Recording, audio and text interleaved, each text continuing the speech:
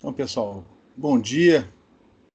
A gente vai, na aula de hoje, concluir, ou pelo menos continuar com o estudo da teoria de aberturas. Mais precisamente, eu esqueci aqui, lugar errado.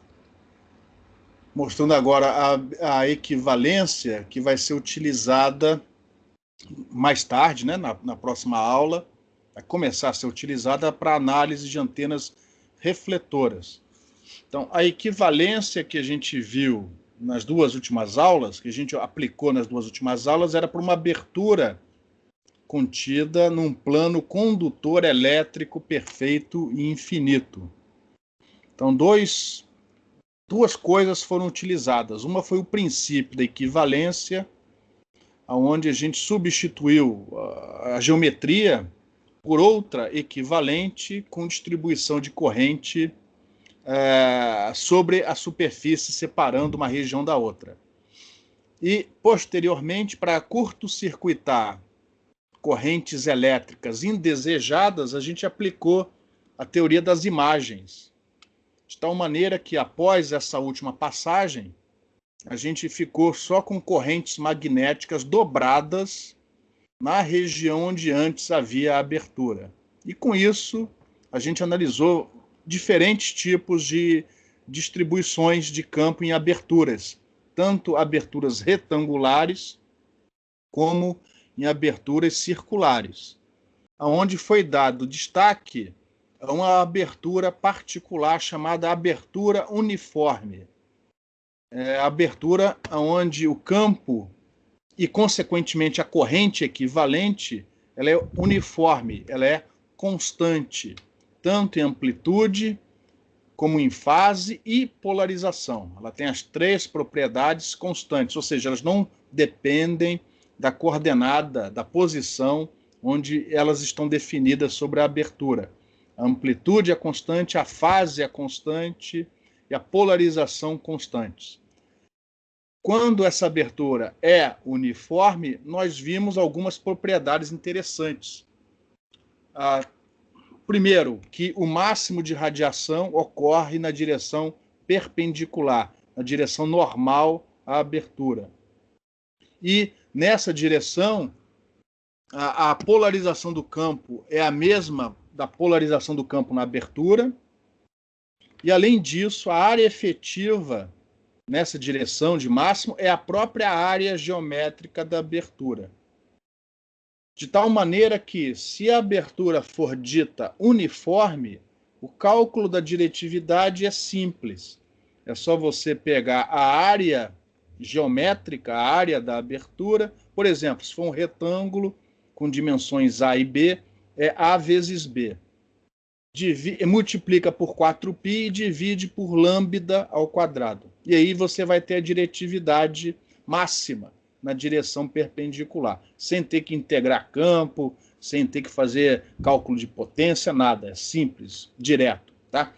Se não for, você vai ser obrigado a fazer as contas, por exemplo, partindo da distribuição de corrente equivalente, integrando, achando campo, etc, etc. Então, nós estudamos aberturas uniformes e também outros tipos de abertura. Por exemplo, a gente viu que se a gente iluminar mais fracamente, menos intensamente, o campo na borda da abertura, você perde diretividade, ou seja, você perde área efetiva dessa abertura, dessa antena, mas, em compensação, os níveis dos lóbulos secundários caem. E isso, em muitas aplicações, é interessante, né? Queda nos níveis do lóbulo secundário significa, se tudo correr bem, menos interferência. Por exemplo, com satélites geoestacionários. Você quer se comunicar com uma, você não quer interferir com os outros. Bom, na aula de hoje a gente vai começar com uma segunda equivalência para a abertura, que é a abertura que não está contida em nenhum plano condutor perfeito. Então você tem uma situação como essa. Você tem uma região, um plano. Deixa eu colocar aqui o ponteiro para ajudar a visualizar melhor. Imagina um plano infinito, é um plano matemático, não tem nenhum obstáculo aí. e você tem um feixe de energia atravessando esse plano. Tá? Que feixe é esse? Por exemplo, pode ser um feixe de um raio laser. Pode ser o feixe que sai de uma antena refletora. Tá? O refletor ficou lá para trás, tem um feixe atravessando esse plano. De tal maneira que na seção reta do feixe, você tem campo. E esse campo, no plano, que é o plano da abertura, nós vamos chamar de EA e HA.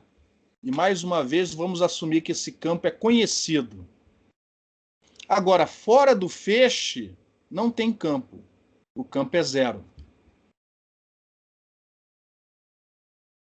Se você aplicar a equivalência da maneira usual, repare, como fora da região da abertura, fora desse feixe, não tem campo, a corrente equivalente aqui vai ser zero. E você só vai ter corrente, tanto a elétrica como a magnética, na região da abertura, ou seja, na área definida pela interseção do feixe com o plano da abertura. Como o campo na abertura supostamente é conhecido, tanto a corrente elétrica como a magnética elas são conhecidas. E, consequentemente, não há necessidade da gente fazer mais nenhum truque aqui. Ó.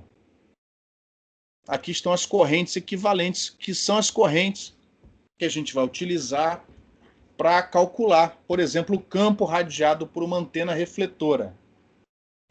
Quando chegar a hora, na próxima aula, a gente vai utilizar conceitos de ótica geométrica para rastrear o campo desde o alimentador, que a gente coloca no foco do nosso sistema refletor, e utilizando o traçado de raios, né, a ótica geométrica, a gente rastreia até o plano da abertura.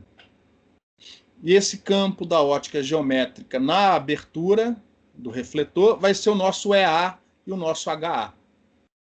E uma vez conhecidos os campos aproximados da ótica geométrica na abertura, a gente, usando a equivalência, transforma isso nessa densidade superficial de corrente elétrica, corrente magnética, integra e acha o campo radiado por essa abertura na região de campo distante. A má notícia é que você agora tem as duas correntes, a elétrica e a magnética.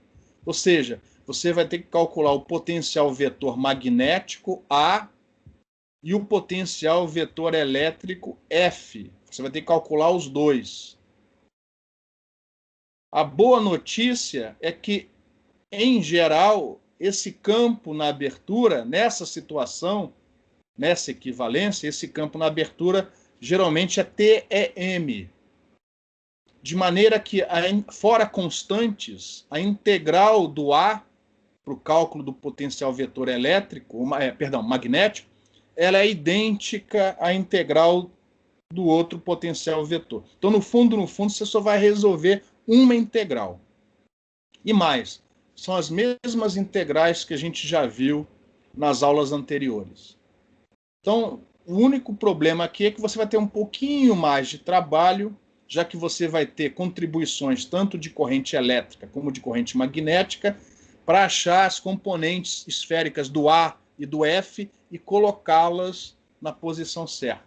Mas, fora isso, o esforço é basicamente o mesmo que você já teria que efetuar nos cálculos estudados nas duas últimas aulas. Bom, como, de acordo com o princípio da equivalência, o campo aqui atrás é nulo, ainda existem duas possíveis situações. Por exemplo, eu posso agora colocar um plano condutor elétrico perfeito aqui por trás, curto-circuitando as correntes elétricas, e aí, retirando em seguida esse plano, a imagem da corrente magnética aparece dobrada. Tem essa possível solução aqui, ó, que é a mesma do caso anterior, que eu chamei aqui de situação C. Ou você pode, ao invés de um plano condutor elétrico perfeito, colocar aqui atrás um plano condutor magnético perfeito. E aí o resultado final é que, ao invés da corrente magnética dobrada, você vai ter a corrente elétrica dobrada. Então, todas essas 3 equivalências são possíveis. Mas no caso das antenas refletoras, nós vamos usar esta daqui. Então, apesar de vocês terem nas transparências resultados para as outras duas, a gente vai ignorá-las, tá? A gente vai destacar a solução dessa situação B. Antes de abrir para perguntas, eu vou fazer uma. Como vocês já viram, isso acaba no fundo, na prática, né, sendo uma aproximação, né? Aonde está a pior aproximação nessas situações ilustradas nessa figura? Em particular, nas situações A e B. Onde está a pior situação? A pior aproximação, perdão. O que não é maxwelliano? O que não é maxwelliano nestas situações? O campo próximo do fim da abertura, né, ser nulo, né? Exatamente. Tá? Não existe essa situação original aqui, ó. A situação A já está errada. Não tem como você ter um feixe de energia onde o campo no interior do feixe existe e imediatamente fora do feixe o campo é nulo. Isso não existe. Para isso existir, a abertura tinha que ser infinita e, consequentemente, a largura do feixe seria infinita. Tá? Então, a situação A ela já é não maxwelliana. Quando você tem o campo largando, né, saindo da antena refletora, é óbvio que tem campo aqui fora dessa região da abertura. Só que se a abertura for muito grande comparada com o comprimento de onda, esse campo aqui fora basicamente é devido aos efeitos difrativos, da difração na borda da abertura, na borda do refletor, que eles não são desprezíveis, né? Mas serão menos intensos do que o campo que você terá na dita região da abertura, quanto maior em comprimentos de onda forem as dimensões dessa antena, dessa abertura. Tá? Então, o que não é maxwelliano nesse problema é exatamente a situação original. Se isso fosse verdade, a solução desse problema A seria rigorosamente a mesma do problema B. O que não é maxwelliano aqui é exatamente logo no início dizer, ó, fora da abertura, fora do feixe, não há campo. Não existe isso. Você precisaria de uma antena muito, muito grande comparado com o comprimento de onda para que essa situação fosse razoável. Bom, em relação aos casos apresentados nessa transparência, alguma pergunta? Eu tenho, professor. Uhum. Vamos supor, então, que esse feixe seja possível, né, do problema A aí, né? Se eu já sei que o feixe na abertura, e vamos supor que está na região de campo distante, não é mais fácil, eu já sei o feixe, sei que está na região de campo distante, é só acrescentar lá a fase, aquela exponencial de menos JKR, eu já sei o campo em todo lado direito, por que eu vou querer integrar, calcular um equivalente? Eu não entendi por isso. Excelente pergunta. Deixa eu ver se eu consigo traduzir para os demais. O que o Elvésio está falando é o seguinte: esse feixe de energia, eu estou assumindo que eu conheço o campo nele. Pô, então, para que usar essa teoria de abertura, usar a corrente equivalente, para calcular o campo radiado por essa abertura? Não é só você estender esse feixe lá para o infinito e ajustando a fase. Aí, nesse caso, se você tem uma antena refletora, como seria o diagrama de radiação dessa antena refletora lá na região de campo distante, usando o seu pensamento? Teria apenas um lóbulo, né? O lóbulo principal. E como é que seria o formato desse lóbulo principal? É um retângulo. Retângulo? Ué. Com que Campo espessura? fora. Ah, entendi. Seria um impulso, no caso, né? Impulso, tá certo? Uhum. E você sabe de disciplinas anteriores, de práticas anteriores. Deixa eu mostrar aqui uma animação. Eu vou sair dessa apresentação aqui do jeito que está. Eu vou precisar aqui da ajuda de uma animaçãozinha, já que essa aula é meio desanimada. Vamos colocar aqui uma animaçãozinha. Aqui, ó. Vou precisar dessa animação aqui embaixo, ó. É isso que acontece na prática, quando você tem esse campo atravessando uma abertura. O que acontece com o feixe na medida em que ele se afasta da fonte?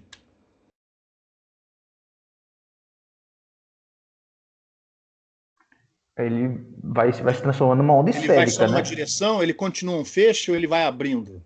Então ele vai abrindo. Isso acontece inclusive com feixes de laser. Isso acontece inclusive com feixes de laser.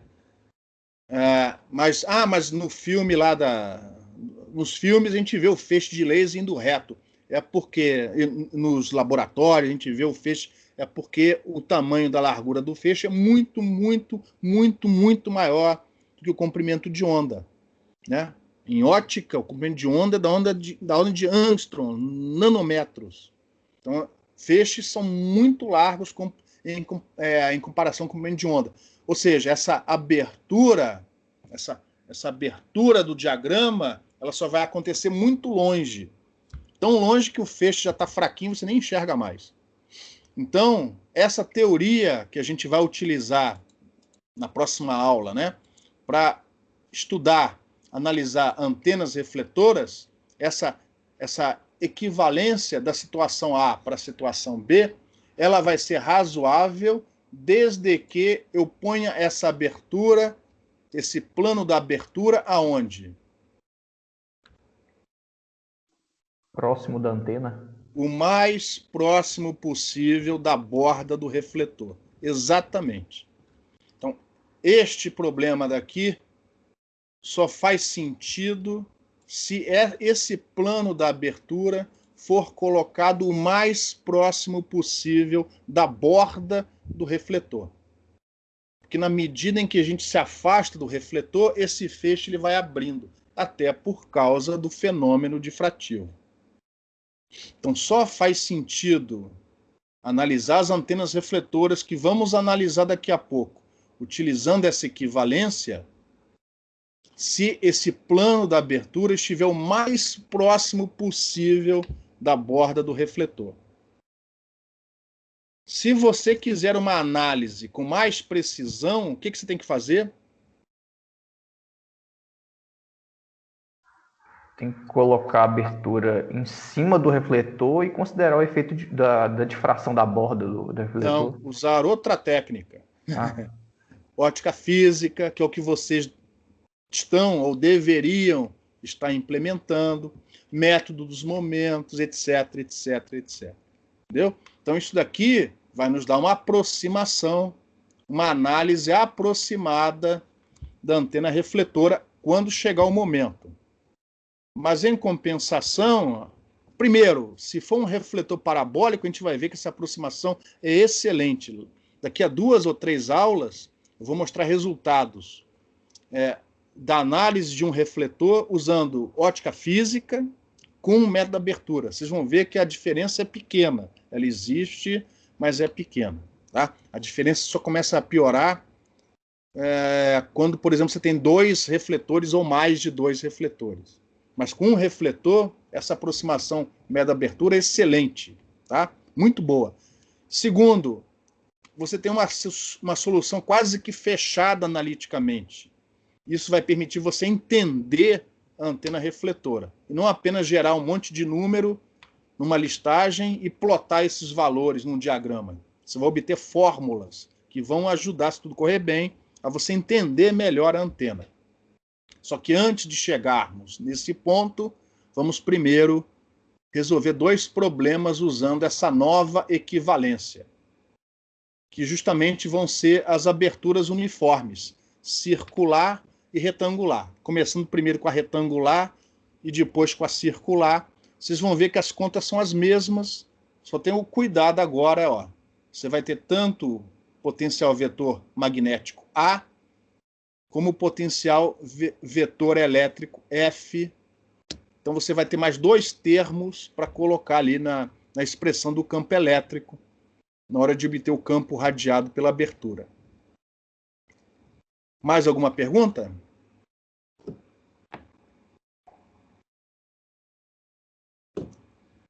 Então, um pouco mais rápido, porque já fizemos essas contas antes, vamos estudar a abertura retangular uniforme. Então imagina, lógico que isso é impossível, mas imagina que você tem um feixe retangular de onda plana. Ou seja, um feixe onde dentro do feixe tem campo e é o campo de uma onda plana. E fora do feixe não tem campo nenhum. No plano da abertura, que eu assumi aqui por simplicidade para ser o plano Z igual a zero, então você tem esse campo EA e HA apenas na região retangular dessa abertura definida por esse feixe esquisito. A diferença em relação à equivalência anterior é que aqui nós vamos usar tanto o campo elétrico como o campo magnético. E, consequentemente, nós vamos ter tanto a corrente magnética, que agora não estará dobrada, ó, como a corrente elétrica. Só que como a onda, o campo na abertura é TEM, repare, tanto no caso aqui da abertura uniforme, tanto a corrente magnética como a elétrica são constantes, uniformes. Consequentemente, a integral do A e do F, ó, como esse J vai ser passado para fora e esse M vai ser passado para fora, porque eles são constantes, a integral que fica é a mesma.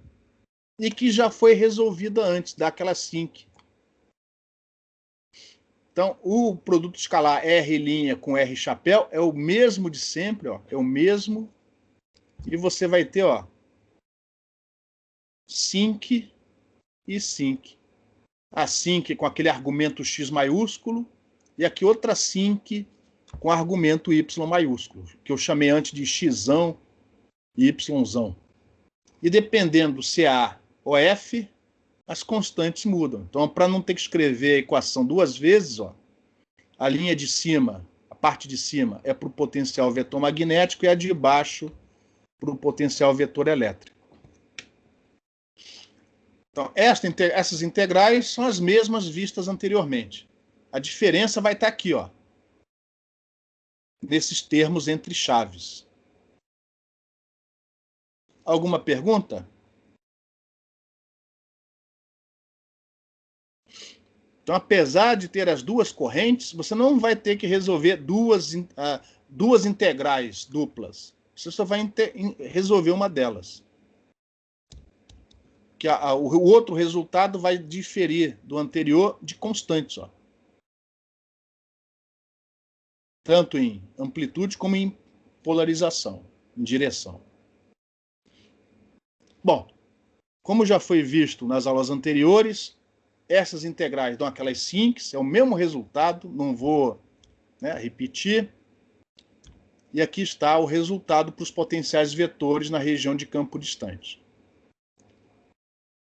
O que vai dar mais dor de cabeça, mais trabalho, é que agora você tem dois vetores, o X chapéu para o A e o Y chapéu para o F, que você vai ter que expandir nas suas componentes esféricas, jogar fora a componente R e colocar as componentes θ e φ nos devidos lugares. Ó. Agora você tem todos os quatro termos. E no final o resultado vai ser esse daqui. E aí eu vou pedir depois, não agora, né, que você olhe o resultado obtido há 2 aulas atrás para a abertura retangular uniforme contida no plano condutor elétrico perfeito, e você vai ver que essa expressão que aparece aqui, ó, é diferente. É uma diferença pequena, mas ela é diferente. Essa aqui é igual. Mas isso daqui dá um pouco diferente.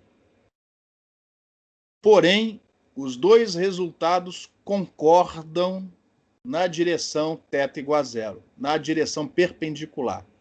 Se você fizer na expressão do problema contido, com a abertura contida no condutor perfeito, e comparar com essa daqui, ambas para θ igual a zero, você vai ver que o resultado é rigorosamente o mesmo. Então, na direção perpendicular, os dois problemas têm rigorosamente a mesma solução, equivalente, né? E, consequentemente, aquelas características que a gente viu antes para a abertura uniforme contida no plano condutor perfeito valem aqui também. Ou seja, a direção de máximo é a direção perpendicular à abertura. Nessa direção, a polarização do campo é a mesma polarização do campo na abertura. E a área efetiva nessa direção é A vezes B, é a própria área geométrica da abertura. Então, as propriedades estudadas antes para a abertura uniforme continuam, permanecem aqui nessa situação, desde que a abertura continue sendo uniformemente iluminada. Alguma pergunta?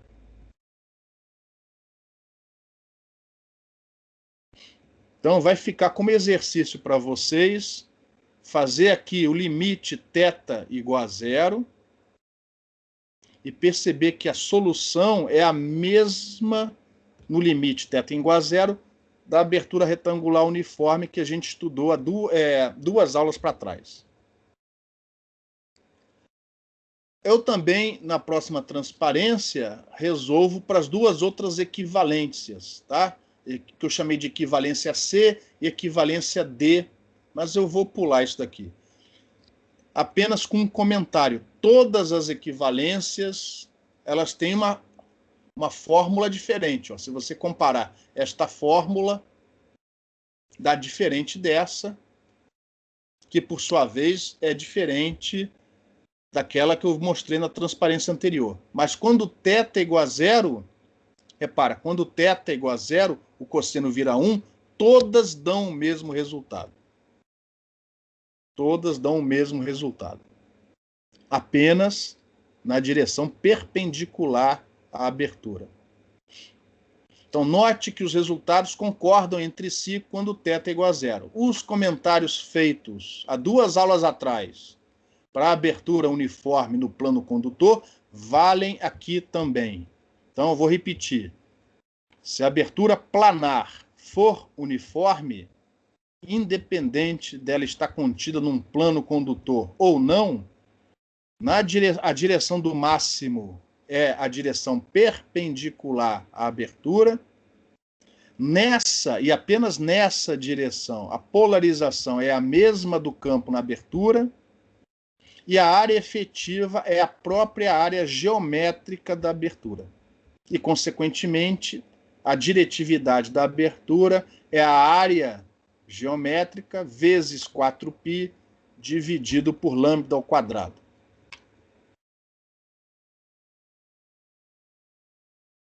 Alguma pergunta? Professor, Oi. em sua fala ficou parecendo que nas outras direções esses três resultados discordam. Isso, discordam. Repare, inclusive, ó, aqui, ó. Repare, tá vendo aqui, ó, a componente θ do campo elétrico para essa equivalência, onde a corrente magnética é dobrada e a outra é zerada? Repare, ó, que essa componente aqui não é a mesma dessa. Ó. Então vai haver diferenças sutis, mas vão ocorrer diferenças. Só vai dar igualzinho quando o θ for igual a zero. Tá vendo? Ó? Essa componente aqui, ó, é diferente dessa. Essa daqui veio multiplicada por cosseno θ, essa não veio. Mas os problemas não são equivalentes? Eles deveriam dar o mesmo resultado, não? Por qual é o problema? Ele já começou não maxwelliano. Esse é o problema. Não existe uma abertura onde você tem um feixe retangular de onda plana. Isso não existe. Consequentemente, as equivalências não são equivalentes entre si. Já começou errado o negócio.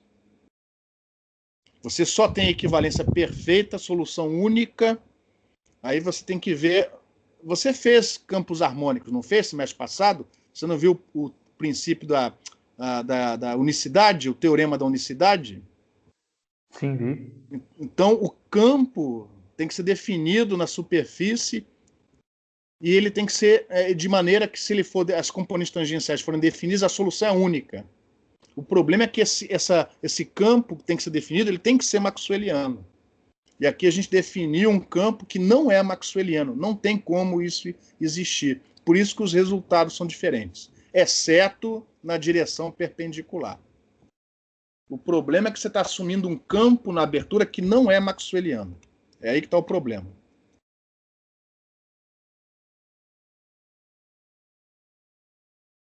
Todos os três resultados dariam o mesmo resultado, desde que o EA e o H fossem soluções da equação de Maxwell. Não tem como isso existir.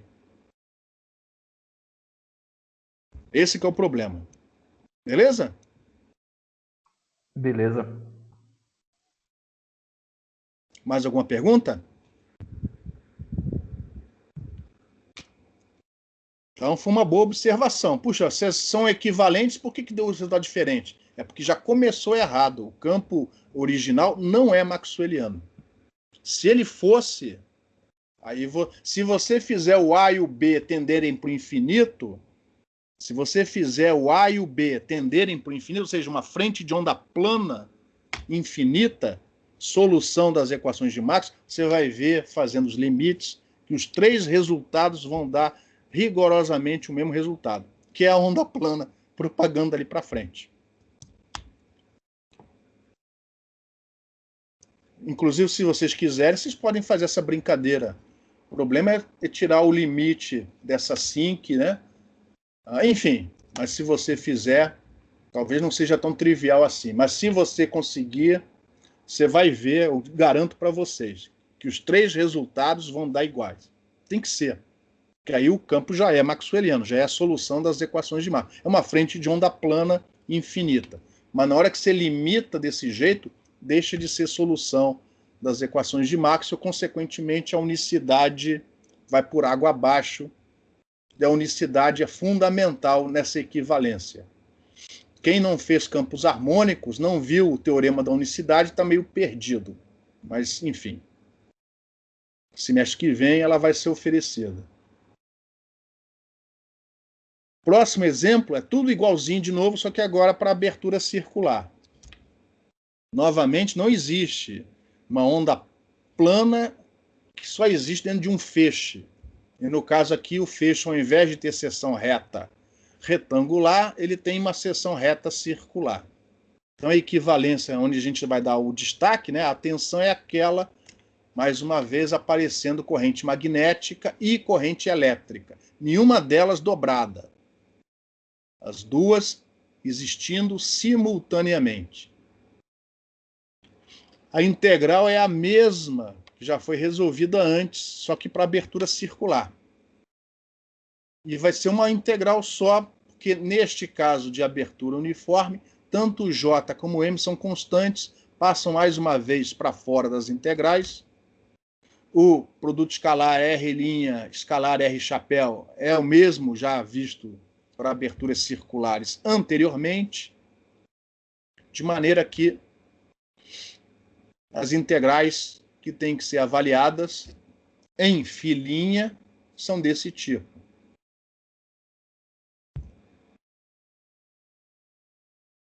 Aí você vai usar aquela expansão para essa exponencial em termos de um somatório de funções de Bessel multiplicadas por cossenos múltiplos de φ menos φ'.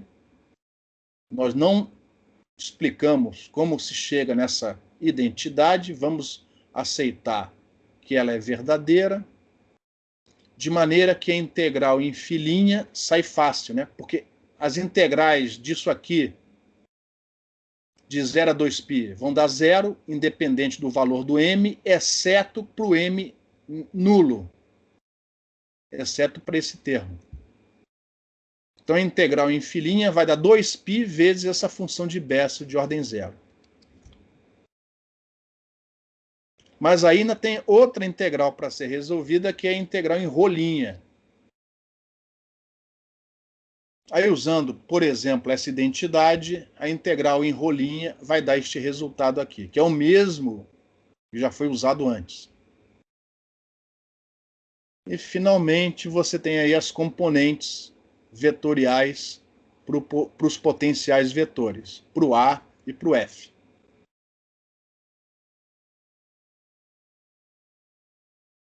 A partir daqui, a trabalheira é a mesma do exercício anterior. Você vai ser obrigado a pegar o X chapéu e o Y chapéu, expandir nas suas componentes esféricas e separar quais são as componentes θ e φ para finalmente chegar na expressão do fasor campo elétrico na região de campo distante.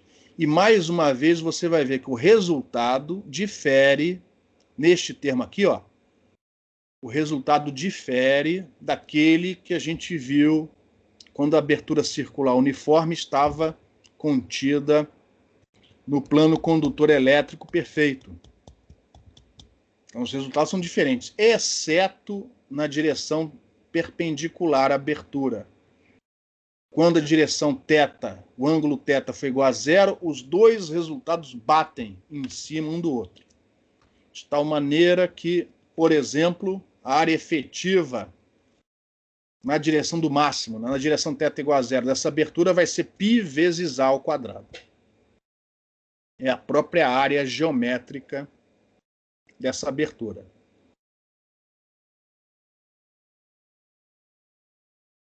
Alguma pergunta?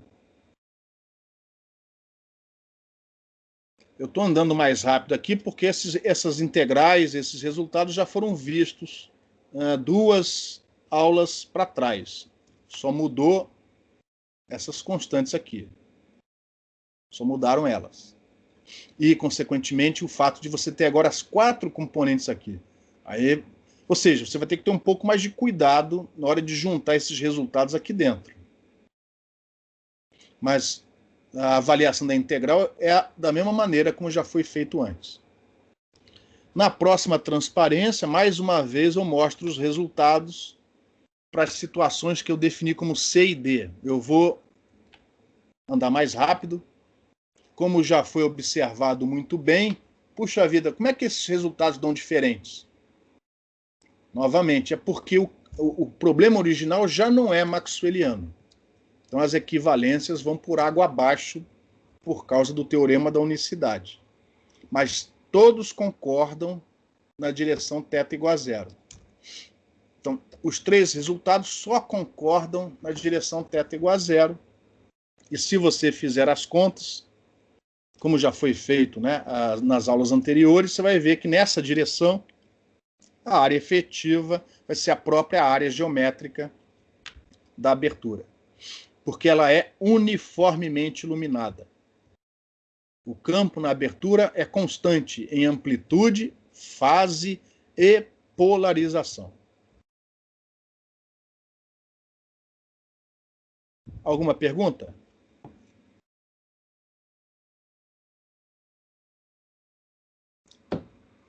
Então, antes de prosseguirmos para a análise de antenas refletoras, eu quero fazer mais aqui algumas demonstrações que vocês não vão encontrar no livro texto, no livro do Balanes, que é, por exemplo, pegar estes resultados que a gente provou para 2 tipos de aberturas uniformes, a retangular e a circular, e provar que, na verdade, esses resultados acontecem independente da forma geométrica da borda da abertura. Ou seja, se a abertura for uniforme, independente da forma geométrica, triangular, elíptica arbitrária, desde que seja uma abertura planar, esses resultados valem também. Que resultados? Por exemplo, que a área efetiva na direção do máximo é a própria área geométrica da abertura. E é isso que a gente vai fazer, se eu não estiver enganado, né, nas próximas 3 ou 4 transparências. E aí nós vamos obter mais uma ou duas observações que não eram óbvias.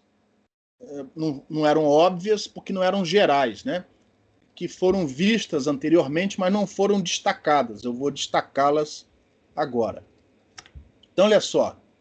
Isso que a gente vai fazer aqui só vale se a abertura estiver contida num plano. Tem que ser uma abertura planar, uma distribuição planar, uma abertura contida num plano que eu vou assumir por comodidade como sendo o plano z igual a zero. Então, nesse plano z igual a zero, eu coloquei lá os eixos x e y, não vão ser necessários. Eu coloquei lá uma abertura, a figura não é muito boa, a figura é horrível, mas isso aqui é uma abertura planar no plano z igual a zero com uma borda arbitrária. Então, esse S é a superfície da abertura.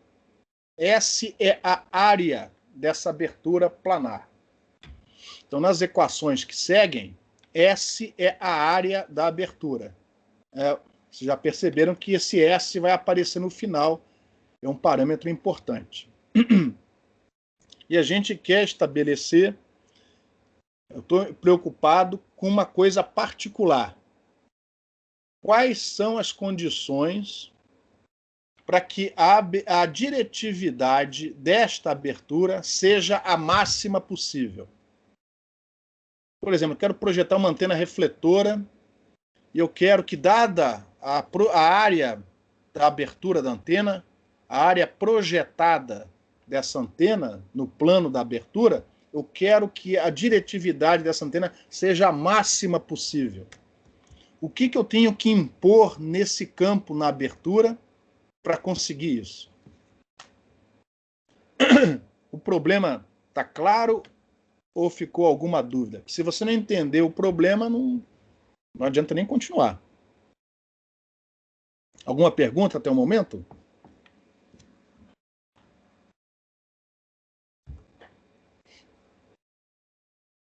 Então, a abertura é planar. Nós não vamos aqui lidar com aberturas em cilindros. Quer dizer, estas demonstrações que vamos fazer daqui para frente, nas próximas 3, 4 transparências, não vale para aberturas em cones, cilindros, esferas, só para aberturas planares. E aqui eu vou assumir o plano z igual a zero por simplicidade.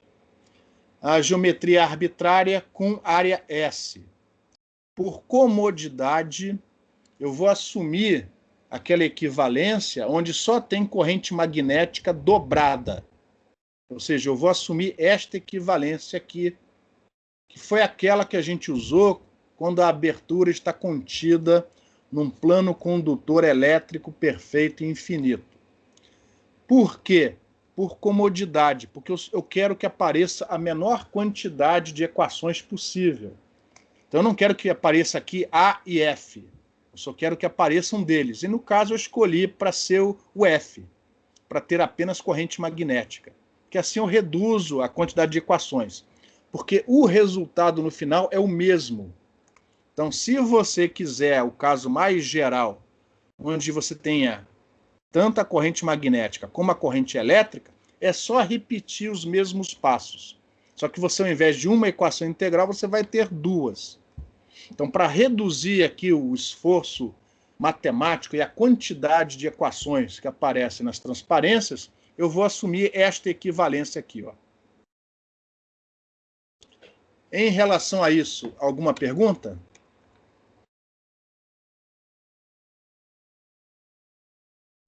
Então, no caso de eu ter apenas a corrente magnética dobrada, o fasor campo elétrico, né? Já que eu quero diretividade, então eu preciso calcular na região de campo distante. Então a integral, ó, as relações, perdão, são essas aqui, ó. Isso aqui está no capítulo 3 do livro do Balanes.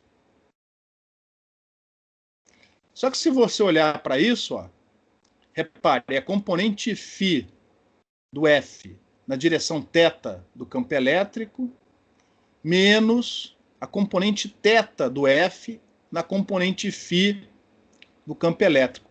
Isso daqui, ó, pode ser reescrito nesse produto vetorial, ó, com o sinal trocado aqui, ó, de menos foi para mais.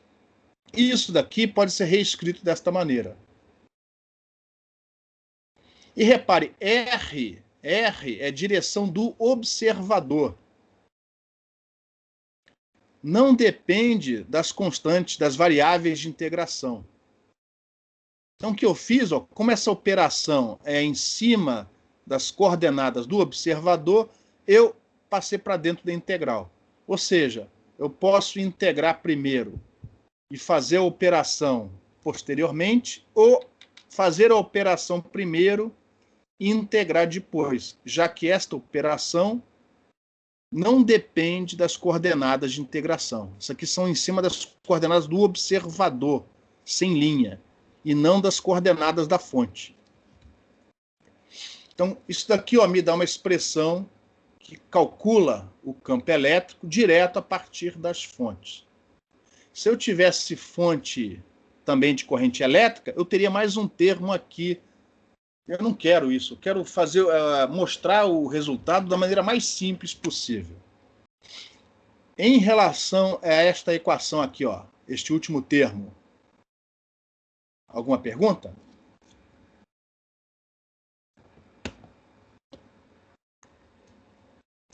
Bom, então, maximizar. Repare o seguinte, o objetivo aqui é quais as condições necessárias para que esta distribuição de campo me dê a máxima diretividade para aquela abertura. Máxima diretividade significa maior, entre outras coisas, maior intensidade de campo elétrico. Vocês concordam comigo?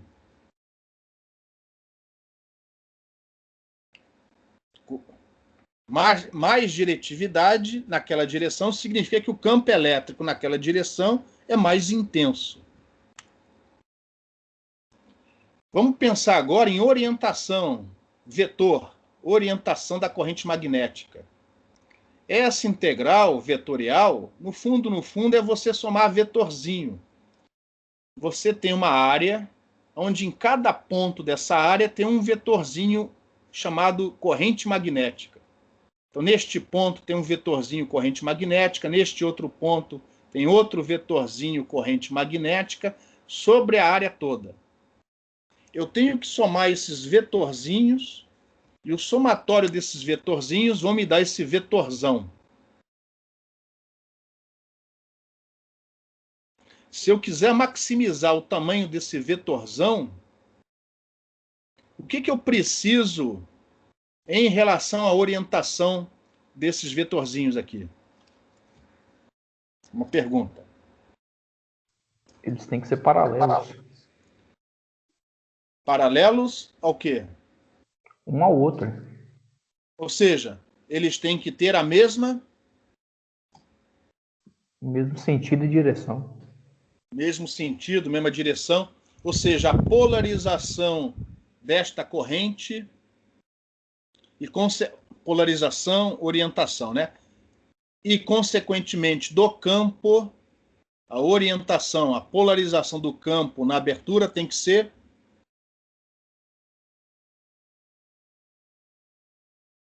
Qual é a palavra mágica? Tem que ser?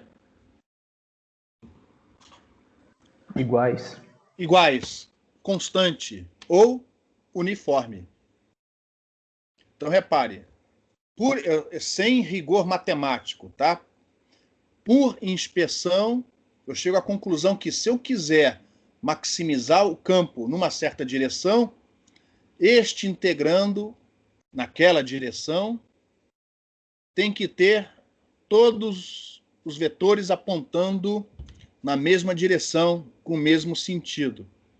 Constantes, ou seja, a distribuição de polarização do campo na abertura tem que ser uniforme, constante. Uniforme e constante, para nós aqui é a mesma coisa. Então, esta é a primeira condição necessária, porém não suficiente. Não basta isso, mas tem que ter inclusive isso.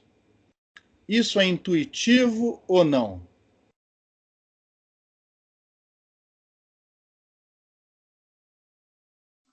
Assim, mais ou menos, porque a exponencial do JK ali, né? Ela também vai alterar a fase de cada vetorzinho daquele. Não, Então, com certeza, é verdade. eu posso. Existe inclusive uma teoria chamada superdiretividade, mas na prática não consegue ser implementada, né? Mas o que você falou é verdade. Mas assumindo que esta variação vai ser suave, é intuitivo dizer que é necessário que essa polarização seja uniforme?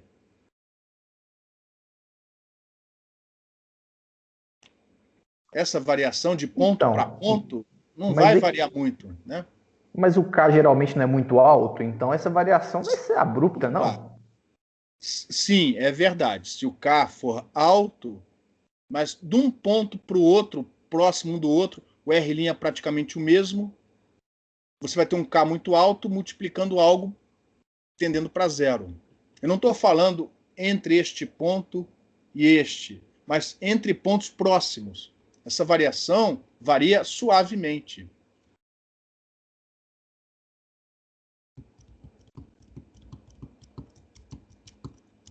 Ou, se você preferir, eu entendi que você está com dúvida. Vamos pensar o seguinte: vamos pegar uma direção onde esta variação seja nula. E é por isso que a abertura tem que ser planar. Qual é a direção onde esta variação aqui vai ser nula? Em outras palavras, o argumento dessa exponencial é zero. Qual a direção R chapéu? Qual a direção do observador? Qual a direção de observação onde esse produto escalar dá zero? R chapéu igual a Z chapéu. Oi? R chapéu igual a Z chapéu. Por quê? Porque aí vai ficar, o R chapéu vai ficar perpendicular ao R'. Pronto. Então, melhor do que falar é dizer o seguinte: na direção onde o R chapéu, né, a direção da observação, é perpendicular ao vetor R'. Esse vetor R', como a abertura é planar, ele vai estar contido em que plano? XY. XY. Consequentemente, na direção perpendicular à abertura, essa exponencial tem argumento nulo, logo isso aqui dá 1. Nessa direção faz sentido que a polarização tem que ser uniforme para você ter o máximo campo naquela direção? Sim. Pronto. Beleza? Então, uma condição necessária, porém não suficiente, é que a polarização deste campo na abertura tem que ser uniforme. Tá? E a gente daqui para frente, para minimizar o esforço vetorial, vamos assumir que esse campo tenha polarização uniforme. Uma das condições necessárias para a obtenção da máxima diretividade possível é que a polarização do campo na abertura seja uniforme. E o que significa polarização uniforme? Por exemplo, eu posso ter polarização circular na abertura?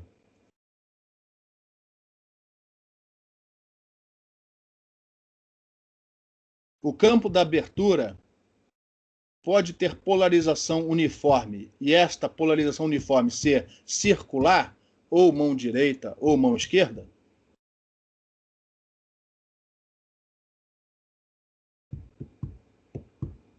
Porque quando a polarização é circular, o vetorzinho fica rodando, né? Polarização circular pode ser uniforme?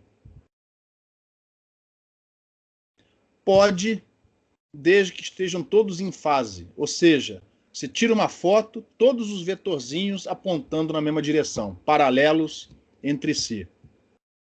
Então a abertura pode ser circular, desde que seja a mesma em todos os pontos da abertura.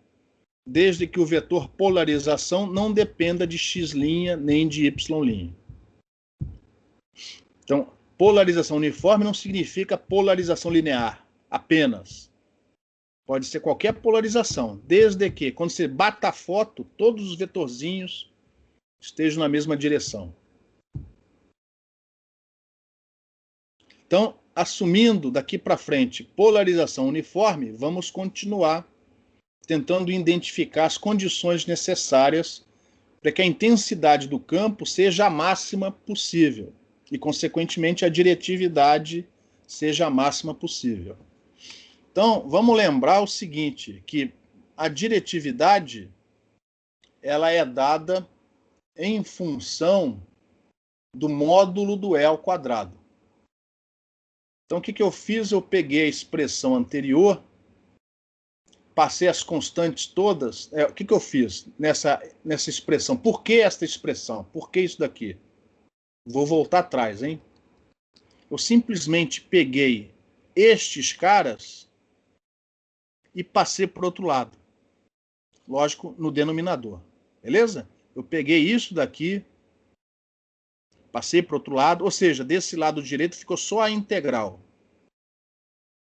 E aí eu tirei o módulo dos dois lados ao quadrado. Vai dar essa expressão aqui.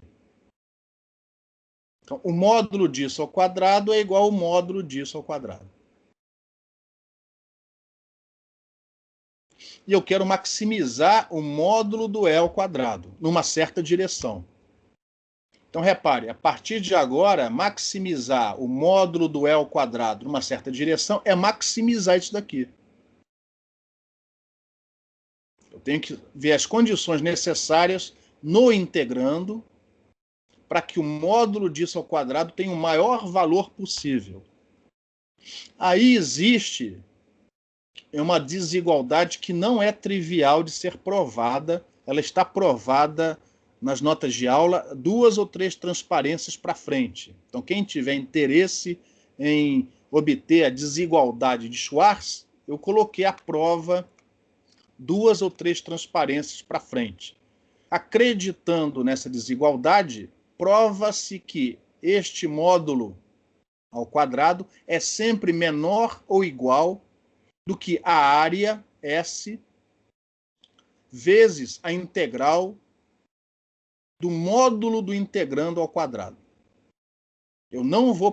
Quer dizer, isso está provado 2 ou 3 transparências para frente, mas eu não vou dar atenção a essa prova aqui na aula. Eu vou usar o resultado. Eu vou deixar depois que cada um, dependendo do seu interesse, veja, né, a prova dessa desigualdade posteriormente. Tá? Consequentemente, maximizar isso é fazer com que isso daqui seja igual a isso daqui. Isso daqui não pode ser maior do que isso, segundo a desigualdade de Schwarz. Então, eu tenho que ver quais são as condições necessárias para que isso daqui seja igual a isso. Que é o maior valor possível que isso e, consequentemente, o módulo do campo elétrico podem ter. E aí, ó, observe que módulo dessa exponencial complexa é igual a 1. Então, eu retirei essa exponencial. Então, a pergunta é, quais as condições que eu tenho que ter neste integrando para que este resultado seja igual a esse daqui? Porque este é o maior valor que posso ter. Até o momento, alguma pergunta?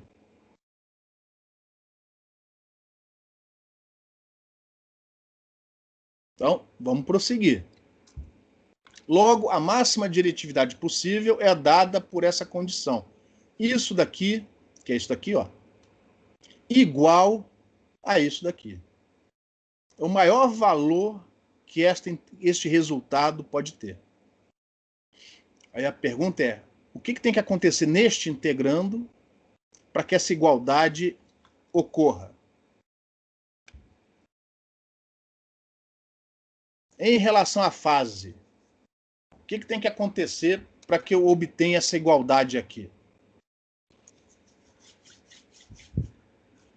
Reparem que isso aqui, ó, essa exponencial complexa, é cosseno do argumento mais j seno do argumento. Isso aqui é uma senoide, no fundo, no fundo. Valores positivos, negativo. Negativo, positivo.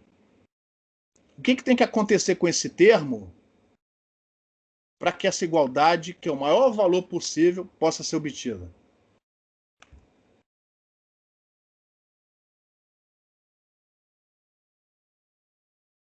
A exponencial tem que dar 1. Ou, se esta fase for uniforme, se a fase da corrente for uniforme, constante, essa exponencial tem que ter valor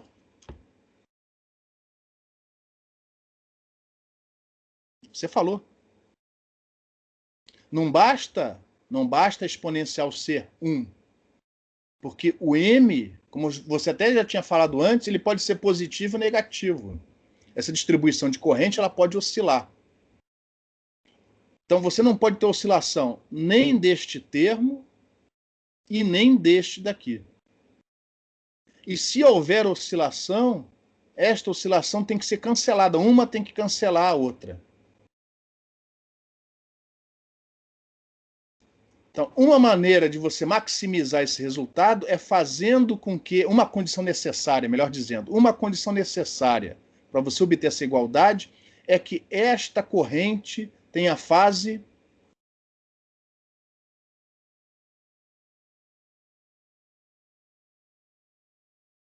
Oi? Para você obter essa igualdade, o integrando não pode oscilar. Para esse integrando não oscilar, a fase dessa corrente tem que ser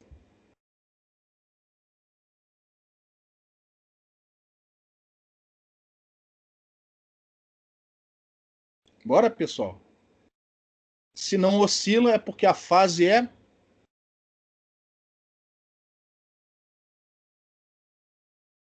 Tem alguém aí? A fase tem que ser constante. E, consequentemente, a fase do campo tem que ser constante, uniforme. Se essa fase for constante, o máximo de radiação vai ocorrer na direção onde esta fase aqui também é constante. Ou seja, quando o produto escalar R' escalar R chapéu for nulo. E isso ocorre quando os dois vetores são perpendiculares entre si. Como a abertura é planar, a direção R chapéu perpendicular a R' é a própria direção Z chapéu, ou seja, a direção perpendicular à abertura. Então, olha só, se a fase do integrando for uniforme, o máximo de radiação vai ser na direção perpendicular à abertura. Lembra nas aulas anteriores que nós vimos vários diagramas de radiação, onde em quase todos, com exceção de um, o máximo não era o máximo possível, mas o máximo que deu na direção θ igual a 0. Por quê?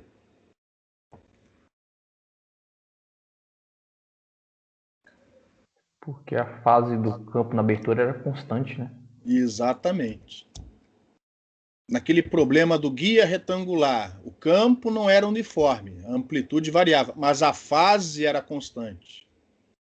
Naquela abertura circular, onde a borda a iluminação da borda era atenuada, a distribuição não era uniforme, a diretividade não era a máxima possível, mas o que foi possível deu em que direção? Θ igual a 0, porque a fase é uniforme. Então, se a gente tiver uma abertura planar com polarização e fase uniformes, polarização e fase uniformes, garanto que sempre a direção do máximo vai ocorrer na direção perpendicular. Então, a abertura uniforme, ou seja, uniforme também em amplitude, não é a única que garante máximo na direção perpendicular. Se você tiver polarização e fase uniformes, Garanto que o máximo de radiação vai ser na direção perpendicular. Não vai ser o máximo dos máximos, mas esse máximo possível vai dar na direção perpendicular. E o resultado tem a ver com essa desigualdade de Schwartz, com isso daqui. Se por acaso a fase do campo não for uniforme, o máximo não é necessariamente na direção perpendicular. Vou dar um exemplo. Vocês têm que entregar uma lista de exercícios na próxima quarta-feira, não é isso? Dia 24. Nesses exercícios da próxima lista, eu não me lembro agora de cabeça, teve um onde o campo na abertura era uma onda plana com incidência oblíqua, ou seja, a onda não vem numa direção perpendicular à abertura, ela incide na abertura, mas de maneira oblíqua. Esse exercício é desta lista ou é da próxima? É dessa. Dessa. Quando a incidência dessa onda plana é oblíqua, a fase do campo na abertura não é mais uniforme. Ela passa a ter uma fase progressiva. A fase varia linearmente ao longo da abertura. O máximo de radiação não vai dar na direção perpendicular. Vai dar numa direção aonde esta fase vai cancelar a variação de fase do campo na abertura, a variação de fase da fonte.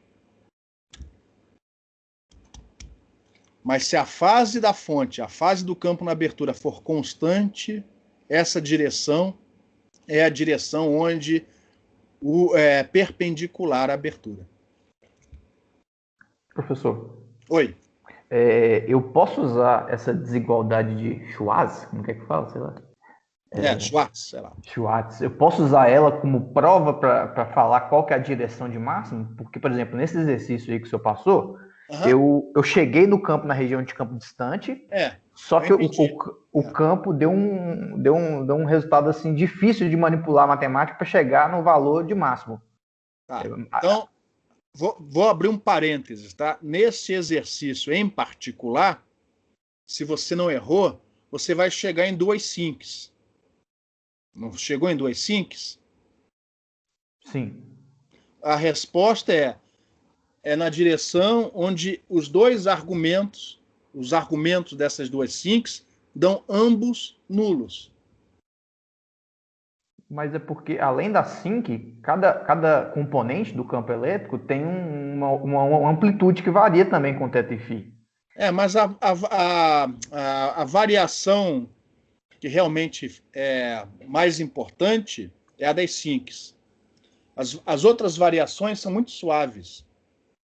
Então você pode, o que eu espero do exercício é que você, ao obter o resultado, analise as sinks e faça a pergunta, aonde os argumentos dessas sinks são simultaneamente nulos. Eles vão te responder a pergunta. Agora, o que você quer, pode usar isso daqui para provar? Pode, não precisa, mas pode, e o resultado vai ser obviamente o mesmo. Beleza? Aí eu deixo, se você quiser resolver dos 2 modos, fique à vontade. Mas se você resolver, em que direção esta fase cancela a fase da corrente, você vai achar rigorosamente o mesmo resultado que você obtém zerando os 2 argumentos da sinc. Eu, inclusive, vou antecipar para vocês a resposta. A direção é a mesma direção da propagação da onda plana incidente. O máximo vai dar na direção de propagação da onda que vinha lá de trás. Só que aí deixa de ser uma onda plana, né? A difração pela abertura vai fazer com que o feixe abre. Mas o máximo não vai ser mais na direção perpendicular. Vai ser numa outra direção. Direção esta, direção R chapéu esta, onde este produto escalar cancela esta fase, né? K, R', escalar, R chapéu, cancela a variação de fase da corrente. De maneira que naquela direção o integrando não oscila.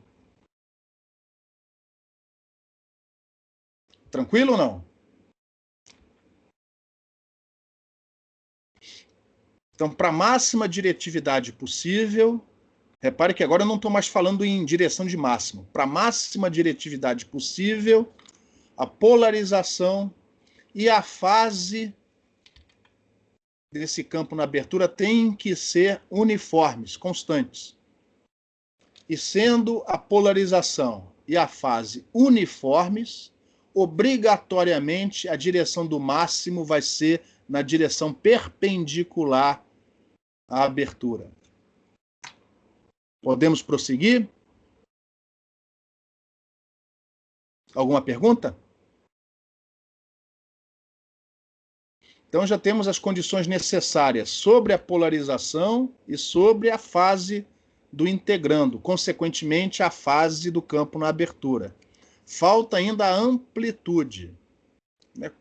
Ou seja, o que realmente eu preciso para conseguir essa igualdade. Então, o que eu vou fazer agora, acho que tem mais algum comentário aqui embaixo, só um momentinho. Ou seja, se a fase e a polarização do campo sobre a abertura planar, se as duas forem uniformes, então o máximo de radiação necessariamente ocorre na direção normal à abertura. Esta observação a gente não tinha feito ainda nos exemplos anteriores. A gente está fazendo agora. Ou seja, você pode ter o máximo de radiação na direção perpendicular sem que a abertura seja uniforme. Basta que a polarização e a fase sejam uniformes. Se a polarização e a fase forem uniformes, o máximo obrigatoriamente ocorre na direção perpendicular, independente da forma geométrica da abertura. Aí eu faço essa última observação, né? Observe que se a fase do campo na abertura for progressiva, o máximo não vai mais ocorrer na direção perpendicular, mas na direção onde este termo cancela a variação de fase desse campo, mais precisamente da corrente. Isso tem a ver com o exercício dessa lista que vocês têm que entregar na quarta-feira, onde a onda plana incide na abertura de forma oblíqua.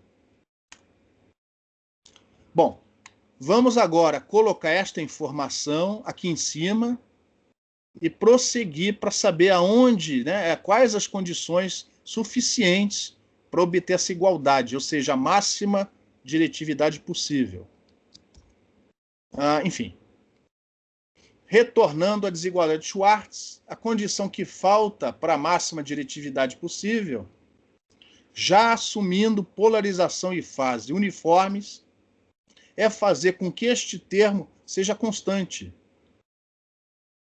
na direção de máximo. Já estou colocando aqui a direção de máximo. Eu estou fazendo isso porque eu já estou assumindo polarização e fase uniformes. Se a polarização e a fase são uniformes, então a direção do máximo é uma. É a direção perpendicular à abertura. Isso tem que ser constante. Ou seja, a amplitude do M também tem que ser constante. Então, o máximo dos máximos ocorre quando a abertura planar for uniformemente iluminada. Ela tem que ser uniforme em polarização, fase e também em amplitude. E, nesse caso, o máximo vai ocorrer na direção perpendicular, no nosso eixo, na direção θ igual a 0. Prosseguindo, se isso daqui for constante, então repare, isso aqui passa para fora da integral, constante, porque eu já estou assumindo isso aqui uniforme. Isso passa para fora da integral. Quanto vai dar a integral com esse integrando, com esse termo constante passado para fora? Quanto vai dar a integral de área aqui? S. Vai dar a própria área, S. Por isso que apareceu aqui, ó, S vezes S, S ao quadrado. Só que essa corrente, lembra que é a corrente da equivalência que aparece dobrada. O módulo dessa corrente é igual ao módulo do campo na abertura vezes 2. Para obter a diretividade, eu agora tenho que calcular a potência radiada por essa abertura. Mas como ela é uniforme, a potência radiada é simplesmente a densidade de potência do campo na abertura vezes a área. Aqui. Substituindo este resultado nas expressões anteriores, ó, a diretividade, quando a abertura é uniforme, a diretividade é a máxima possível, ela ocorre na direção θ igual a zero, na direção perpendicular, e olha o valor dela. E a gente provou isso independente da geometria da área. Então, este resultado é válido para qualquer abertura planar uniforme, e não apenas para as aberturas retangulares e circulares. E mais, lá da transparência inicial, a gente mostra que a polarização do campo nessa direção é a mesma do campo na abertura. Então, com essas transparências, de uma maneira muito rápida, né, sem grandes rigores matemáticos, né, a não ser a identidade do Schwartz, eu tentei mostrar para vocês que a máxima diretividade possível ela ocorre quando a abertura planar é uniformemente iluminada. E que nessa situação, essa é a fórmula da diretividade. Ó. Você não precisa integrar o campo, não precisa integrar as correntes equivalentes para obter a diretividade máxima nessa direção. Na prática, a gente nunca consegue uma abertura uniforme, mas ela é um limite, é o máximo que você pode obter. E é útil essa informação no projeto. Se alguém chega para você e fala assim, ó, você tem essa área, não tem mais do que essa área, e eu quero uma diretividade X. Se essa diretividade X der maior do que isso, você chega para o cara, ó, infelizmente eu não vou poder projetar isso para você, procura outra pessoa, porque não é possível. Essa é a máxima diretividade que essa abertura pode ter. Tá? Alguma pergunta?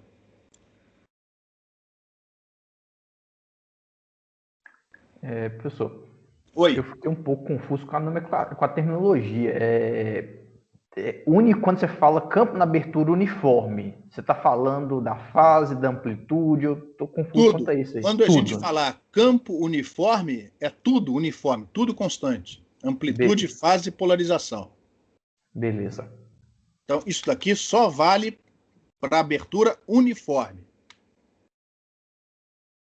Se a sua abertura tem um campo com polarização uniforme, com fase uniforme, mas a amplitude não é uniforme, o máximo vai ocorrer na direção perpendicular, mas não vai alcançar esse valor.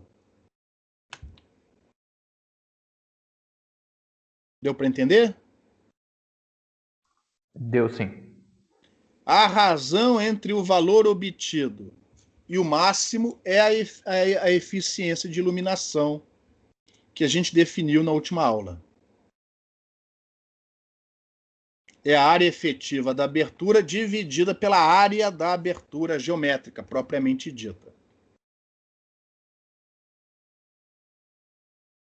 Então, eu vou pedir para vocês, né, depois da aula, volte nos exemplos que a gente estudou anteriormente e reflita sobre os resultados. Por que que aqui deu o máximo naquela direção? Por que que aqui não deu o máximo naquela direção? E para terminar a aula de hoje, Opa, perdão, desculpa. Aqui está a prova da desigualdade de Schwarz. Enfim. Eu não vou ir nessa transparência com detalhes, não, tá? Eu deixei isso para vocês, porque através desses passos você chega, ó, na desigualdade de Schwarz.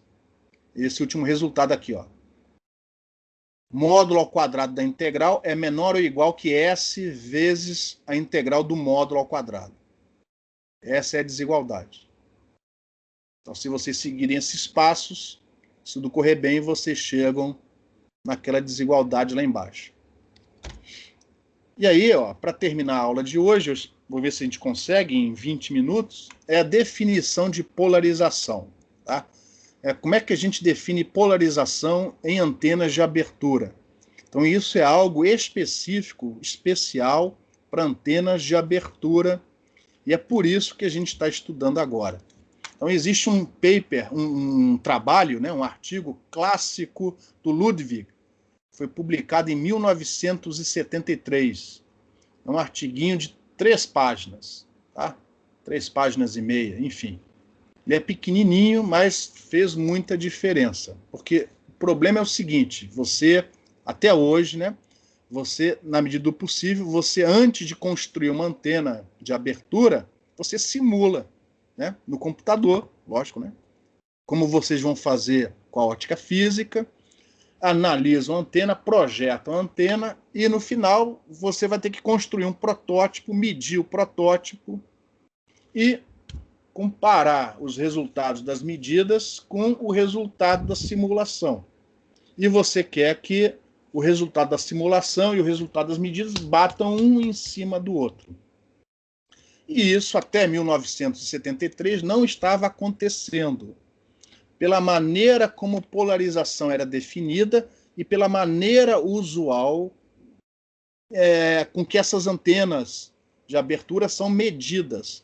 Essas antenas de abertura são medidas geralmente num pedestal, onde você varia elevação e azimute, né? Elas ficam em cima de uma plataforma, onde você rotaciona. Por exemplo, aqui, ó, é um posicionador azimute sobre elevação.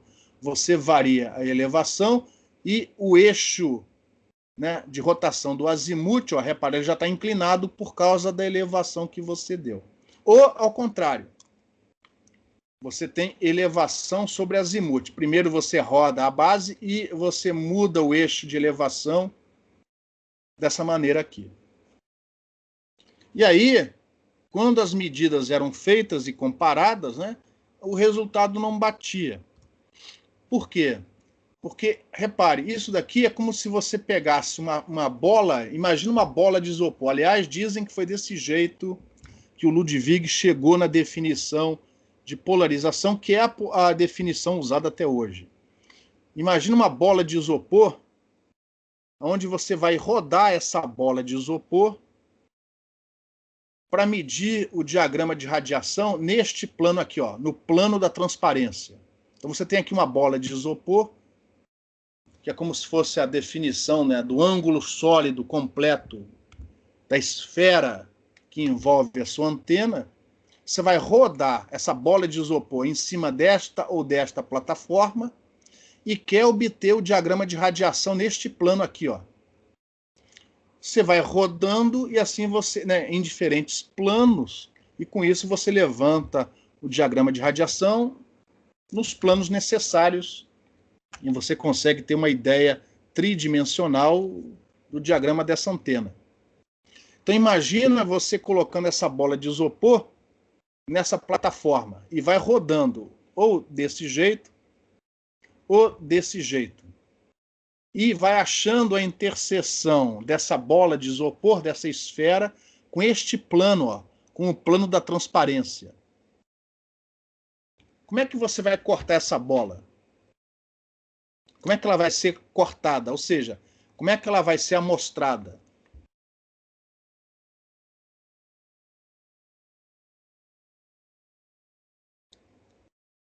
Professor, eu ainda não consegui entender essa figura, essas duas figuras, então, tá. O que aconteceu? Você não conseguiu entender estas figuras? Isso. Geralmente as antenas são posicionadas numa estrutura como essa, ou como essa, aí depende da câmara anecoica, né? Ou do campo de provas. E elas são rodadas, você tem uma antena padrão fixa, né? Lembra que a diretividade da transmissão e da recepção é a mesma? Isso é uma maneira de você levantar o diagrama de radiação, ou seja, a diretividade dessa antena em diferentes direções, em diferentes ângulos, θ e φ. É isso. Não ficou claro, não? Por exemplo, que você colocou que azimuth sobre elevação e elevação sobre azimuth. É só a ordem que foi feita a movimentação dela? Isso, exatamente. Mas não deveria chegar na mesma posição se você só troca a ordem, não? Eu estou perguntando para você, o que você acha? Imagina que nessa plataforma, ou nessa, você põe uma esfera.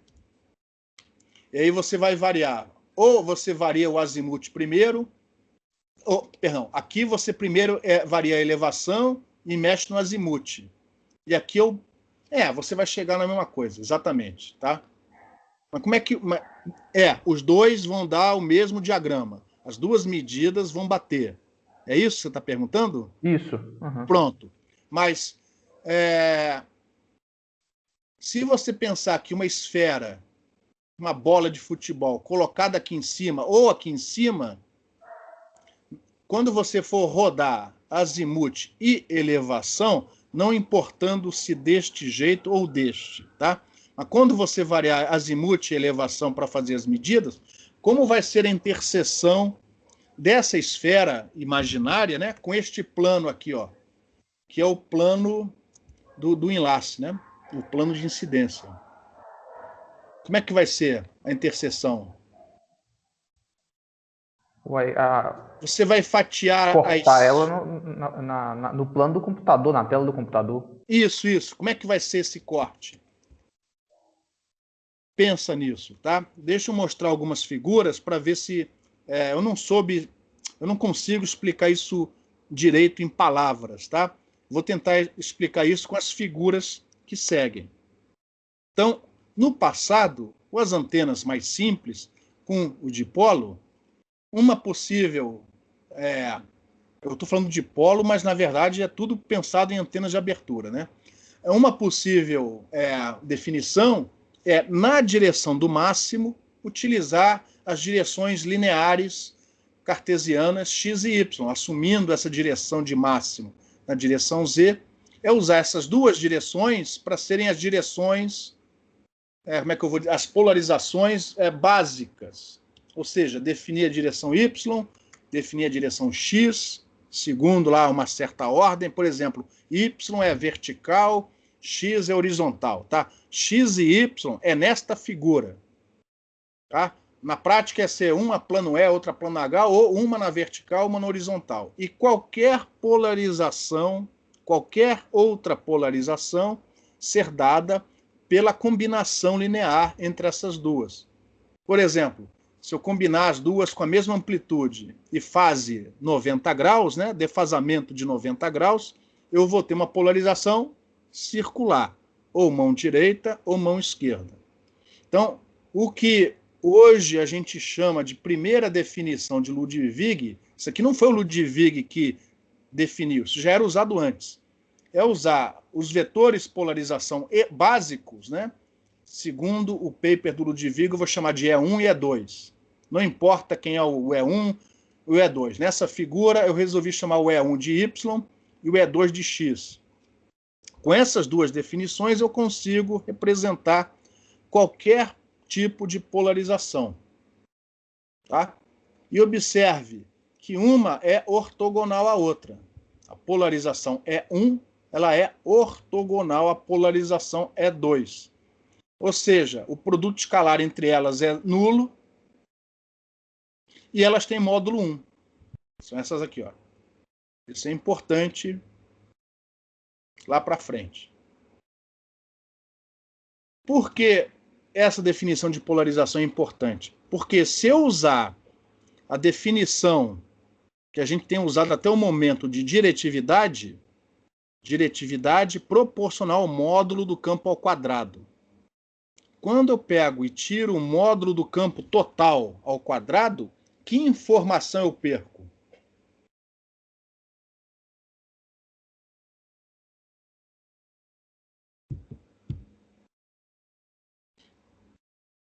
A polarização. A polarização. Por exemplo, eu não sei mais qual é a componente. Por exemplo, vamos dar um exemplo aqui. A gente estudou neste curso o dipolo infinitesimal e o loop infinitesimal. Tanto o loop infinitesimal de corrente elétrica, né, como o dipolo infinitesimal, eles têm a mesma diretividade. 3/2 de seno ao quadrado de θ. Ou seja, as duas antenas têm o mesmo diagrama de radiação, que é aquela, como se fosse uma maçã. Porém, o dipolo tem campo na direção θ-chapéu, enquanto que o loop tem campo na direção φ-chapéu. Se eu definir a diretividade como sendo o módulo do campo ao quadrado, essa informação, qual é a orientação do campo, qual é a polarização do campo, qual é a polarização da antena, ela é perdida. Concordam comigo ou não?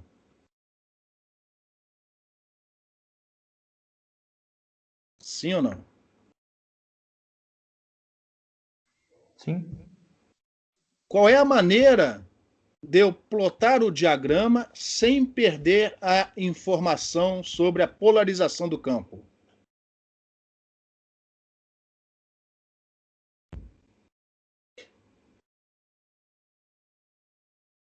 Fazer 3 gráficos, né? Um para cada componente do campo.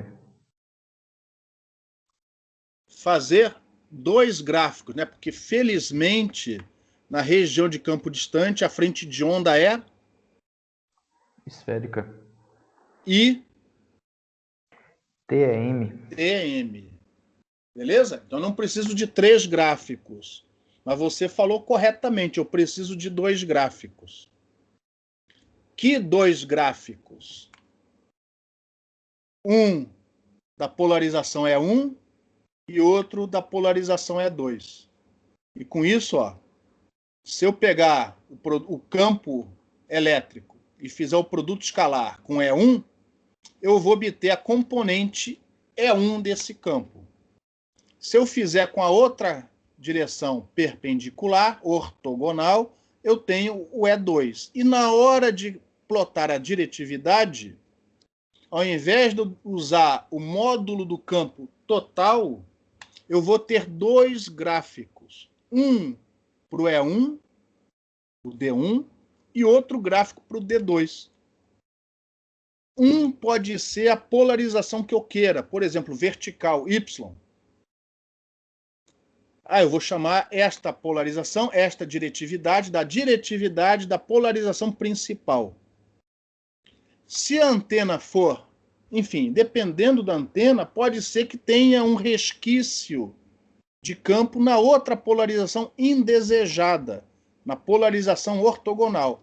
Eu vou chamar isso de diretividade ou diagrama de radiação da polarização cruzada. E com isso eu volto a ter não só a informação da diretividade, mas também do comportamento da polarização, da orientação desse campo elétrico da antena. E uma maneira de definir essas direções principais é utilizando as direções retangulares, x e y. Qual é o problema dessa definição? Ou seja, qual é o problema desta definição?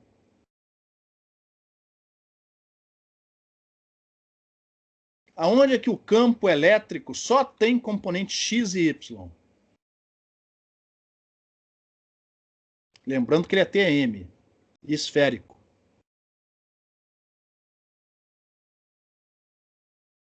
Na região de campo distante. Sim. Mas, por exemplo, se eu investigar o campo propagando nesta direção aqui, ó, esta direção. Nesta direção, ver, não. Ele vai ter só componente x e y?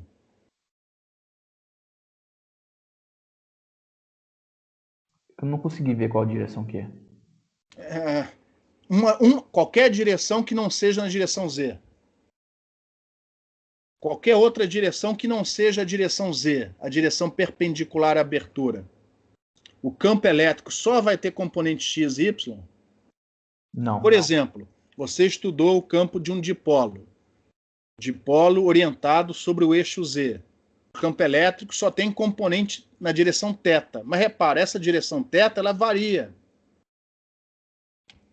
A direção θ só vai ser paralela ao eixo do dipolo em que direção? Quando for perpendicular ao dipolo. Ou seja, esta definição ela só é boa em que direção? Na direção Z. Para as outras direções, o campo elétrico vai ter componente na direção Z. Porque ele é TEM, mas não é plano, ele é esférico. Então, esta definição, que o pessoal hoje chama de primeira definição de Ludwig, ela é boa apenas na direção perpendicular à abertura. Eu tenho que garantir que isso daqui, ó, represente todas as componentes do campo elétrico e do campo magnético. No caso do campo elétrico, né? Como a onda é TEM, eu não preciso do campo magnético. Logo, como a onda é esférica, essa definição não é boa. Qual é a melhor definição? Usar teta chapéu e φ chapéu. Aí. Essa é a segunda definição de Ludwig. Ao invés de usar X e Y, a frente de onda na região de campo distante não é esférica e TEM, então é óbvio, né, que a escolha é θ chapéu e φ chapéu. Acontece que o Ludwig colocou a direção Z para ser a direção perpendicular à da abertura. Ou seja, o que antes fazia o papel do Z, no paper do Ludwig, é feito pelo Y. Então, por causa dessa rotação, o nosso θ chapéu e o nosso φ chapéu, eles viram isso daqui, ó. Esse é o equivalente ao θ chapéu e esse é o equivalente ao φ chapéu. Tá? Puxa, não estou vendo isso. Pega aquelas transformações do apêndice do Balanis, faz a transformação. Ó. Pega o eixo Z, põe na direção do X, pega o X, transfere para o Y, pega o Y, coloca no lugar do Z, faz essa transformação e você vai ver o que era θ chapéu quando o eixo Z estava para cima, agora é isso daqui. E o φ chapéu agora vira isso daqui. Ó. Isso é simplesmente, né, uma rotação de eixos. Mas, se o eixo Z estivesse para cima, esse cara ia ser o θ chapéu e esse cara daqui ia ser o φ chapéu. Tá? Ficou claro ou ficou confuso? Eu não entendi o que aconteceu. Ele está medindo o θ e o φ em relação a outras coisas, é? Não. Eu estou definindo um novo θ chapéu e um novo φ chapéu, só que agora em relação, ó, o eixo, ao invés de ser o eixo Z, passa a ser o eixo Y. Eu fiz uma rotação para ficar igual ao paper do Ludwig.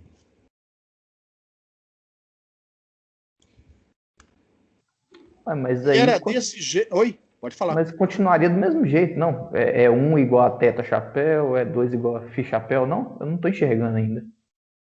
Este ângulo...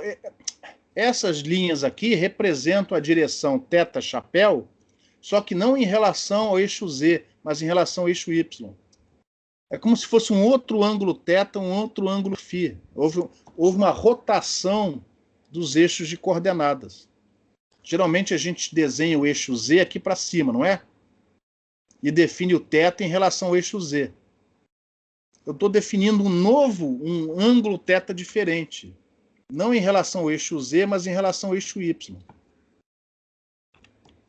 Para ficar igual ao paper do Ludwig, porque a gente geralmente usa o eixo Z, como na transparência anterior, para ser perpendicular à abertura.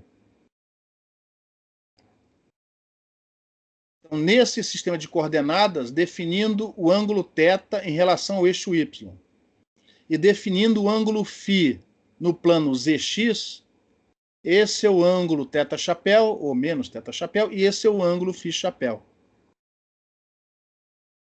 Que aqui eu chamei de E1 e E2. Ângulo não, direção. Falei ângulo, mas é direção.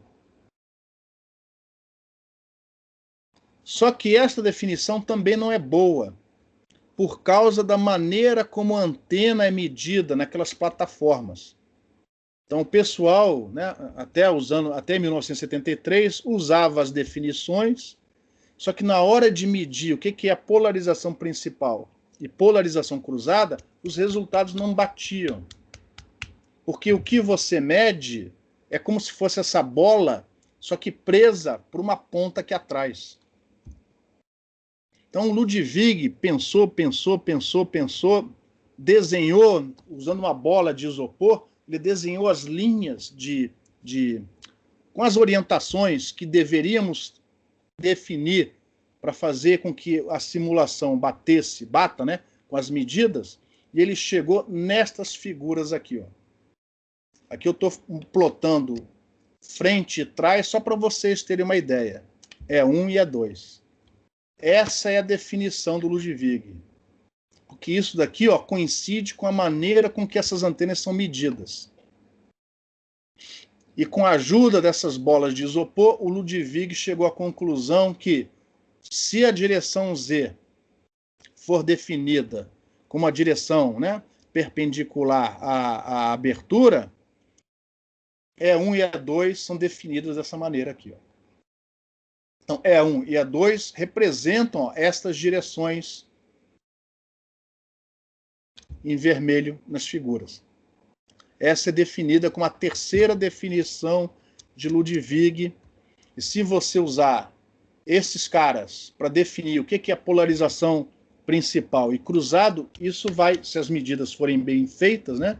E se a simulação também for bem feita, o resultado da simulação bate com o resultado das medidas. E é isso que vocês vão usar na simulação que vocês vão realizar da ótica física. A simulação da antena pela ótica física. Vocês vão definir uma delas como sendo a principal, a outra vai ser a cruzada, e aí vocês vão plotar o diagrama de radiação, não com campo total, mas dois gráficos. Um para componente do campo nessa direção, e o outro para componente do campo nessa direção. E para saber quais são as componentes do campo, é só pegar o campo no final e tirar o produto escalar, pelo E1 e pelo E2. No caso do programa de vocês, a polarização é linear, de maneira que uma delas vai ser a principal, a outra vai ser a cruzada. Na hora que você plotar os resultados, você vai ver, obviamente, qual é a principal e a cruzada. A principal é a maior, a mais intensa. Se por acaso o seu alimentador, sua antena, né, tiver a polarização circular, é só você redefinir com a ajuda dessas duas. Uma vai ser a mão esquerda, a outra vai ser a mão direita. Uma vai ser a principal, a outra vai ser a cruzada. E isso vai depender da antena. Eu sei que ficou meio corrido, mas alguma pergunta?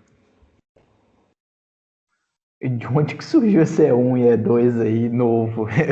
Isso daí é porque o Ludwig era um cara prático. Além de ser muito inteligente, ele era um cara prático. Então, ele definiu isso daí. Eu sei a história porque ele estudou, ele fez o doutorado dele onde eu fiz o meu. Ele já era um pesquisador famoso lá do JPL, né? Mas ele não tinha doutorado. Aí o pessoal meio que olhava ele assim, desgueia, né? Pô, esse cara aí não tem doutorado. Aí o professor, que já tinha até, na época que eu estudei lá, ele já tinha morrido. Um cara muito famoso, falou assim, pô, cara, você tem que tirar o doutorado, senão ninguém vai te respeitar. Você é um dos melhores caras de antenas refletoras que tem no mundo, mas você não tem um doutorado. Aí ele foi fazer o doutorado, e eu acho que foi durante o doutorado dele que ele apareceu com essa definição. Porque ele era um cara prático, ele era um cara de medidas também. Então ele visualizou, e dizem que a história é essa, que ele pegava bolas de isopor, desenhou essas linhas nas bolas de isopor, né? Obviamente que antes de desenhar essas, ele desenhou outras erradas, né? E aí ele andava pelo corredor com a bola na mão, assim, olhando para o teto e pensando até que ele chegou nessas equações representando essas direções aqui, ó. E escreveu um artigo que ficou muito famoso e é utilizado até hoje, e essas são conhecidas como as definições de Ludwig. Porque definindo desse jeito, bate com aquilo que você mede. Porque quando você muda o posicionador, é como se a tua antena ficasse presa por um pontinho aqui atrás. É como se você pegasse... Você não pega a esfera no meio. É como se você pegasse a esfera nessa ponta e ficasse girando, ó, a esfera. Você não roda a esfera na hora de medir desse jeito. Você roda como se ela estivesse presa por esse ponto. Então esses são os cortes onde os diagramas vão ser medidos conforme o posicionador é mudado em elevação e azimuth. Ele eleva, vai fazer um corte ao longo desse plano aqui, ó. Essa linha é como se fosse a interseção do plano com a esfera, ó. Aí depois você muda a elevação, você vai fazer um corte neste plano aqui, ó. Você muda a elevação, ele vai fazer um corte agora nesse plano. Então é assim que você mede. A principal e a cruzada. Se você perceber, ó, se você fizer o produto escalar E1 e E2, vai dar sempre 0. Essas linhas, se você colocar essa esfera sobre esta daqui, as linhas são sempre uma ortogonal à outra. Aí depois de vários e vários dias pensando, ele chegou que estas linhas são representadas, ó, representam estas direções aqui. Não é trivial, você tem que pensar um pouco. Quando você vê a primeira vez, parece magia, né? Pô, como é que o cara... O que significa isso? Ele não chegou da noite para o dia nessas definições. Ele pensou, com a ajuda de uma bola de isopor, caneta, né? Foi desenhando as linhas em cima. Uma vez que ele definiu as linhas, aí ele teve que bolar, né? Como é que eu chego nas direções representadas por essas linhas? E ele, no final, deu um negócio simples assim, ó.